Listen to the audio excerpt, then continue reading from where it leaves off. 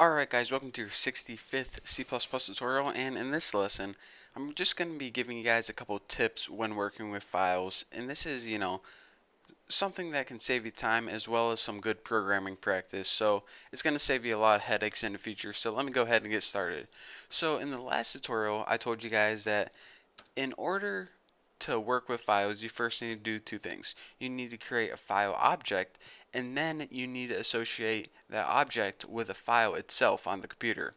So let's go ahead and instead of doing that in two lines of code, let me show you guys how to do it in one line of code. So of course you need your OF stream because that's what object we're going to be making in order to work with files, and then you give your object a name like Bucky's file. And then you might be thinking, alright, just go ahead, put a semicolon, go to the next line of code, put Bucky's file, open the file you want to work with. But there's an easier way to associate this object with a file. Now, whenever you create a file object, it takes an optional parameter in the constructor.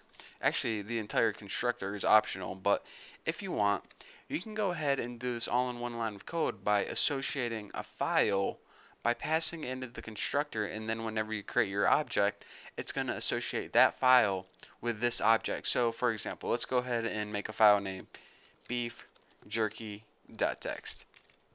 And now instead of creating your object on one line of code and then associating the file with this object on another line of code, we can just go ahead and pass the file name into the constructor, and now this file is associated with this object. So it's probably better to get used to this syntax unless you're making a program where you don't know what file is going to be associated with this object whenever you're running it. So usually I like to do it this way just because it saves you a line of code, and again, this constructor is optional, but trust me, it's going to save you a whole bunch of time in the future.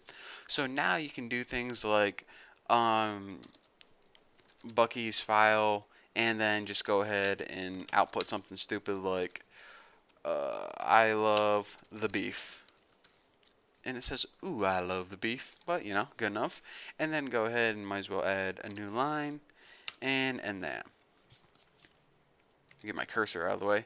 And then, of course, it's good program practice to have Bucky's file.close to free up any of our computer's resources. So let's go ahead and actually watch this file get made. So I'm going to go ahead and press run. And aw, man, it closed it out. But anyways, you can see now that we have a beef jerky text file. So let's go ahead and click that, and it says, ooh, I love the beef. And I do love beef jerky. Can't lie about that. So let's go ahead and before I let you guys go, I want to tell you guys one more thing. A function that you're going to be seeing a lot if you're working with a team of developers, or if your teacher gave you a assignment working with files, is some function called isOpen.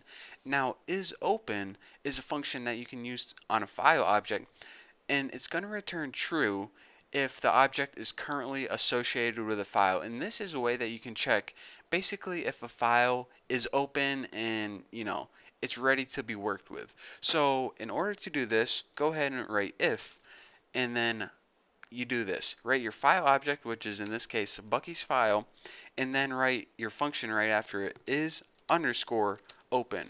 Now this isn't going to take any parameters, and just go ahead and write something. If the file is open, then we'll just output on the screen like okay, the file is open. Good enough. And then might as well go ahead and end that line. And we'll say else if the file is not open, then let's just go ahead and output like Bucky, you messed up, and we'll spell everything wrong, and looks good to go. So go ahead and end that line. So now what's going to happen is this. Alright, we coded this line correctly, and it did indeed open this beef jerky text file. So whenever we check if the file is open, this is open really isn't a good name.